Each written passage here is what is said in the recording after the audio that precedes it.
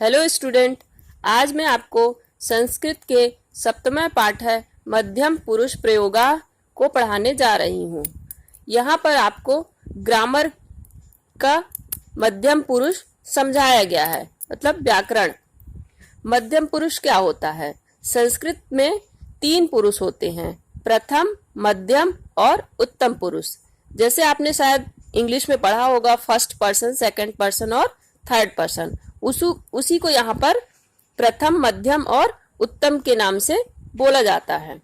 तो चलिए शुरू करते हैं कि मध्यम पुरुष का प्रयोग कैसे होता है। तुम छात्र असि, यहाँ पर तुम बोला गया है कि तुम छात्र हो, मतलब मध्यम पुरुष का तब प्रयोग होता है जब हम किसी को अपनी बात बता रहे होते हैं या किसी से हम पूछ रहे होते हैं, किसी सेकंड पर्सन को।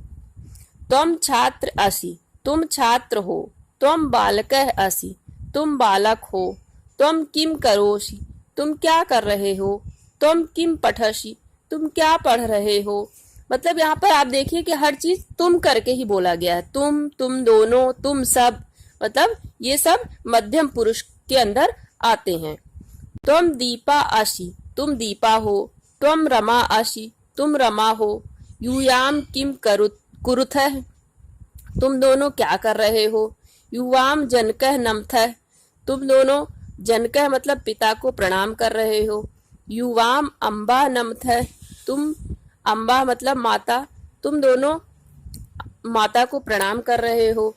तुम महेशः असि, तुम महेश हो। तुम गणेशः असि, तुम गणेश हो। तुम दिनेशः असि, तुम दिनेश हो। यूयम बालकाः स्तः, यूयम का मतलब हो जाता है जब 2 से ज्यादा लोग हों, मतलब यहाँ पर बहुवचन है। यहाँ पर पिछले आपने देखा होगा युवाम अम्बा नमथः, युवाम का मतलब होता है द्विवचन, मतलब 2 लोग हैं, और यूयम हो जाता है बहुवचन। तो तुम सब बालक हो। यूयम अध्यापकम नमथः, और तुम सब अध्यापक को प्रणाम कर रहे हो। तुम सीता असि, तुम सीता हो। तुम गीता असि, तुम गीता हो। तुम रीता असि, तुम रीता हो। यूयम बालिका स्तः, यहाँ पर भी बहुवचन यूयम का उपयोग किया गया है, मतलब तुम बालिका हो। यूयम उद्याने भ्रमतः, और तुम सब उद्यान का भ्रमण कर रहे हो, मतलब पार्क में वो खेल रहे हैं, बगीचे में भ्रमण कर रहे हैं।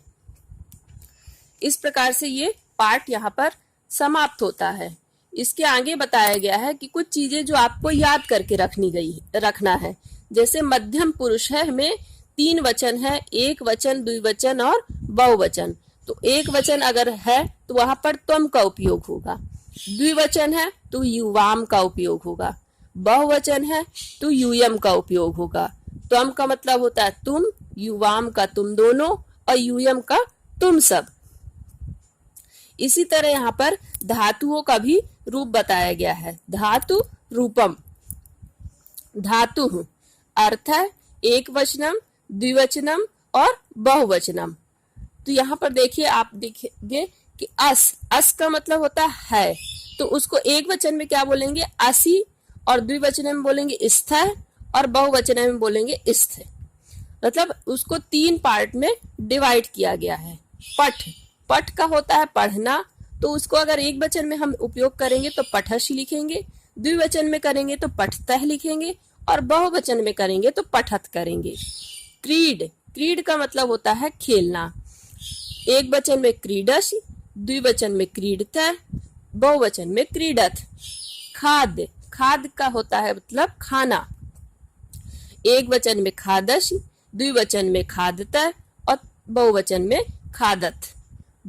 वद का होता है कहना। एक वचन में वदसि, द्विवचन में वदथः, और बहुवचन में वदथ। गम का मतलब होता है जाना। अगर कोई भी सेंटेंस है, कोई भी वाक्य है, तो अगर एक वचन में लिखेंगे तो उसमें गच्छसि लिखेंगे, द्विवचन है तो गच्छतः, और बहुवचन है तो गजतः। इस प्रकार से यह पाठ यहाँ पर समाप्त हो रहा है। आई होप आपको हर चीज समझ में आई होगी।